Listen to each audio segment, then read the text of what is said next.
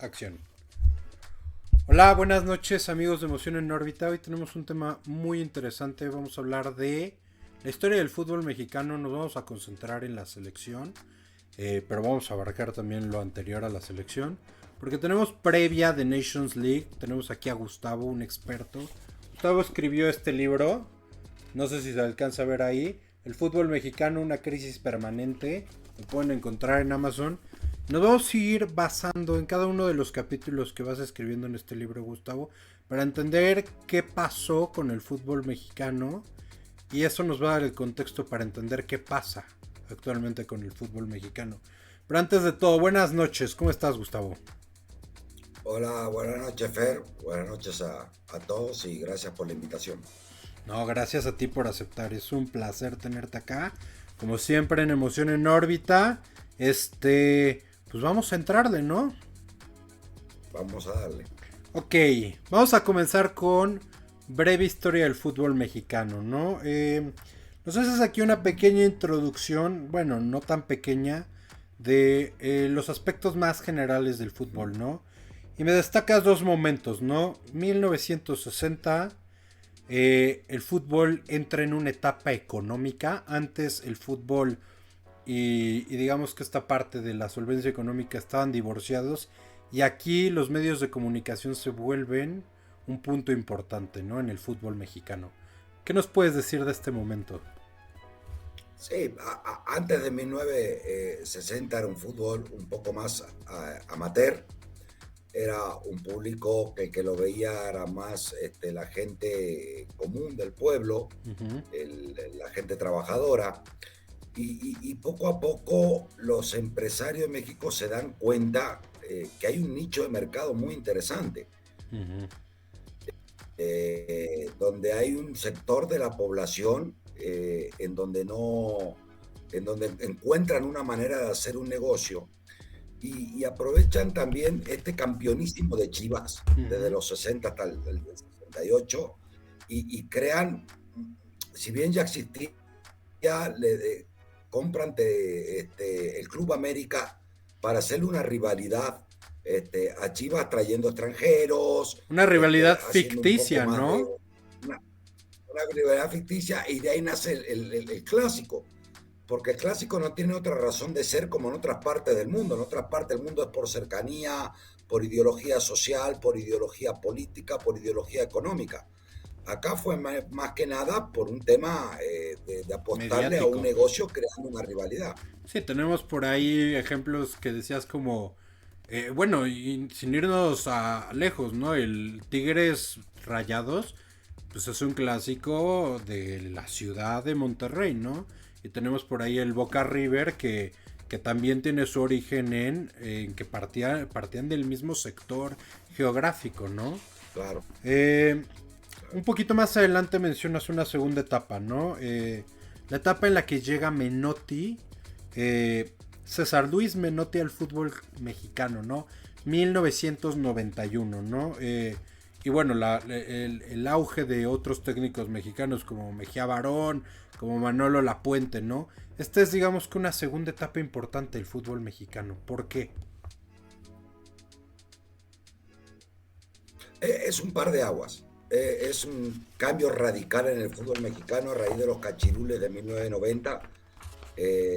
Una catástrofe futbolística, sin entrar a detalle la parte moral o ética, sino más bien termina siendo algo para bien en el fútbol mexicano porque se dan cuenta que había que hacer algo un poco más serio. La Y nada FMF, mejor, perdón, para dar contexto, la Federación Mexicana de Fútbol alinea jugadores que estaban pasados de edad. Hace alineaciones indebidas, y entonces ese año se penaliza a México con 2 años de suspensión en ligas internacionales, ¿no? Y entonces esto trae esta revolución de la que hablas. Y perdónate por no, no, no, interrumpir, pero perfecto, para dar contexto, al ¿no? contrario. Uh-huh. Al contrario, perfecta tu aclaración y muy atinada. Pero ahí cambia totalmente el fútbol mexicano. Ahí hay un cambio total, traen a Menotti otra mentalidad, otra forma de trabajar con los jóvenes, otra forma de inculcar al jugador mexicano que tenía que salir. De hecho, la selección mexicana por primera vez hace giras en Europa contra rivales importantes de visitante. Le comienza a dar una muy buena identidad a la selección, a atreverse, a confiar en ellos. Empiezan a llegar muchos técnicos, preparadores físicos, sociólogos, psicólogos de Sudamérica, y empieza a haber un muy buen concepto del fútbol mexicano, muy bien seguido por Mejía Barón. La verdad que fue muy bien seguido. El Mundial 94, creo que México no juega mal al fútbol, juega bien, y parecía que empieza otro tipo de fútbol en México. De acuerdo. Y empieza a haber una esperanza de que el fútbol mexicano iba para adelante. Menotti, que viene de ganar una Copa del Mundo con Argentina, ¿es correcto? Claro, pero independiente de ganar la Copa del Mundo, de haber trabajado en Barcelona, en Boca, en River, en diferentes equipos, la filosofía que tiene Menotti hasta el grado que hoy es el representante de la Federación del Fútbol Argentino. O sea, él está a cargo de las selecciones del fútbol argentino, que es campeona del mundo el último mundial. O sea, él es una persona muy preparada, que trabaja muchísimo con los jóvenes. Te puede gustar, no te puede gustar su estilo, pero sí es una persona que los jugadores dicen que de él aprenden lo que pocos, ¿no? ¿Cómo dirías que fue el estilo de Menotti como director? Yo creo que Menotti en su momento hizo algo disruptivo en el fútbol, que fue jugar a la chique. Okay. Y que fue jugar a presionar, y que fue jugar a no jugar al rival. Claro, exponía mucho en la línea defensiva. Lo hablábamos el otro día con Cruz Azul. Claro. Cruz Azul juega muy parecido a lo que juega Menotti, que era achicar de 3/4 en adelante, no dejar jugar al rival y ahogarlo. Para eso necesita mucha técnica, mucha precisión, mucho trabajo. Él juega mucho con espacios reducidos. Él fue un innovador en el fútbol en ese aspecto. Quizás un poco con este espíritu cruyffista, ¿no? Que en aquella época viene Johan Cruyff primero con Holanda, ¿no? Como jugador, también como jugador del Barcelona. Y después en los 90s, ya terminando más o menos su etapa como director, ¿no? Con este estilo como más de la chique, más de la presión alta, más de extremos bien extendidos, ¿no? Parece que un poco del espíritu, ¿no? De hecho, Menotti admira mucho a Johan Cruyff y lo nombra mucho en sus libros. Y cómo no, ¿verdad? Ciertamente, cómo no elogiarlo.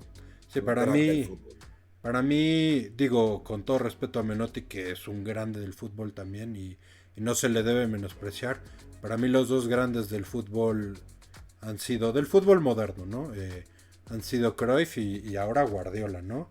Pero bueno. Sin duda. La lástima es que Menotti duró muy poco tiempo. Sí. En México. Estuvo no más de 1 año y medio.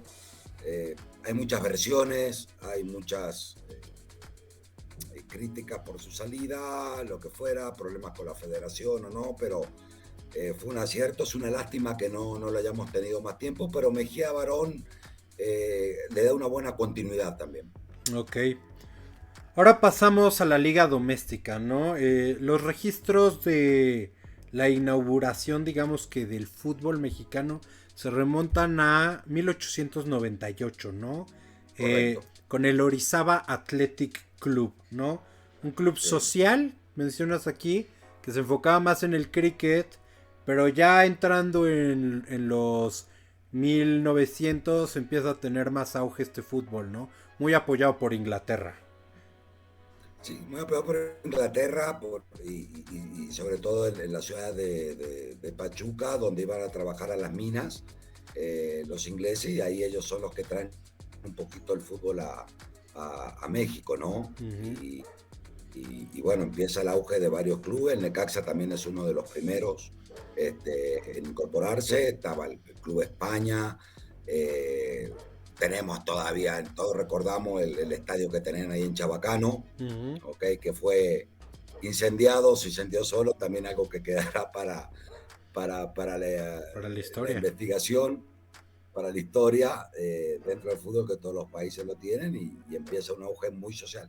Acá quiero hacer una aclaración, Fer, y se la quiero hacer a todos los aficionados. Claro. Y lo digo con todo, y quiero usar una palabra con todo respeto, pero es la palabra que me sale. Lo que pasa es que a partir de 1960 el fútbol mexicano nace mal parido, Ujú. ¿ok? Y quiero aclarar eso, eh, porque la mayoría de los clubes del mundo se forman como clubes sociales, y por eso las grandes rivalidades de barrio, y por eso todo esto. Y en México se convirtió en un fútbol empresarial, en un Ujú. fútbol de empresarios. Eh, Como lo tenía Atlas, como lo tenía Guadalajara en su momento, ahí en el club social y todo. Hoy ya no existe eso. Hoy ya completamente un sistema de dueñez. En otros países todavía existe este sistema de club social, Ujú. donde los socios votan, donde votan un presidente, El donde hay Barcelona. una mayoría. El Barcelona, el Real Madrid, claro, hay muchas empresas que hoy aportan económicamente a muchos clubes como en Inglaterra. En Claro. Inglaterra dejaron de ser muchos en modelo por la grande, pero al final del día lo vemos como cuando se llevaron al Morelia a Mazatlán, ¿no? Que Ujú. todo el mundo gritó, dijo, ¿cómo el Morelia tiene 46? Lo pueden hacer porque son dueños, Claro. ¿sí? Mañana la América puede jugar si quiere en Chiapas y nadie lo puede impedir porque no hay socios, hay dueños. Ujú. En este sistema de dueñez es donde empieza a privar lo económico por sobre lo deportivo. Esto es. ¿Sí? Y esto lo quiero dejar claro porque es el álgido punto del fútbol mexicano. Ok. El fútbol mexicano es creado por empresarios, no Sí. por sociedades civiles ni por gobiernos. Y de ahí, 1960. 61. claro, ahí empiezan a formarse esto, como yo te decía, vieron que iba mucha gente que llevaba este deporte y dijeron, aquí hay un mercado interesante. Claro. Vamos a continuar un poquito antes de esos 60, ¿no? Con 1907, que Sir Reginald Tower donó el trofeo de la Copa Tower, que más adelante Correcto, sería la Copa México, y que correcto. tuvo a su primer campeón en Pachuca, ¿no? Claro, claro, Pachuca que realmente, o sea, si bien el primer club es en Orizaba, quien realmente toma la pionera y la posta es Pachuca. Ujú. Pachuca es quien toma el pionero en el fútbol aquí en México, ¿no? Sí, quizás ahorita si alguien ve al Pachuca no dimensionaría la relevancia histórica que ha tenido en el fútbol mexicano, ¿no? Totalmente. Pachuca, la ciudad de Pachuca fue quien impulsó el fútbol en México, es donde nace realmente el fútbol en México, ¿no? Ok. Después nos vamos a 1910, ¿no? Cuando se funda el Club México en la temporada 1912-1913 y se logra, digamos, este primer campeonato de escuadra, ¿no? En esa época se empiezan a integrar equipos españoles al fútbol mexicano. Se Claro. fundó el Real Club España. Después gana ese mismo año su primer campeonato. Y después se empiezan a incorporar clubes, digamos que de orígenes internacionales, ¿no? Que tenían interés por desarrollar el fútbol mexicano. ¿Cómo fue esta etapa del fútbol mexicano? Fue una etapa muy Bonita. amateur, pero con mucha identidad social, Ujú. con mucho fervor de los aficionados, ¿no? Se llenaban los estadios, eran estadios de tablones inseguros, realmente pero era como la gente que trabajaba como que esperaba el domingo para ir a los partidos, se vivía con un fervor muy particular, Claro. con mucha rivalidad entre los equipos, inclusive por la identidad que te comentaban. Ujú. Eran realmente equipos de barrio. Ujú. Entonces tenía una identidad muy fuerte los clubes en ese entonces. Oye, Gustavo, y es 1916 cuando se está dando este auge del fútbol mexicano que llega, ¿no? Un poco en escuelas privadas, se empieza a difundir por el país y se funda el Club América, ¿no? Aquí tiene su origen. Claro, claro, el Club América en realidad parece contradictorio, ¿no? Pero muchos hablan de club como Pumas, estudiantil y todo. Pues sin embargo, el primer club estudiantil fuerte fue el América. Claro. Eh, Importante de notarlo. Curioso, curioso porque hoy todo el mundo asocia al estudiantil con Pumas, Esta pero realmente América, es importante señalar, creo, Gustavo, que todavía no era la América de los medios, ¿no?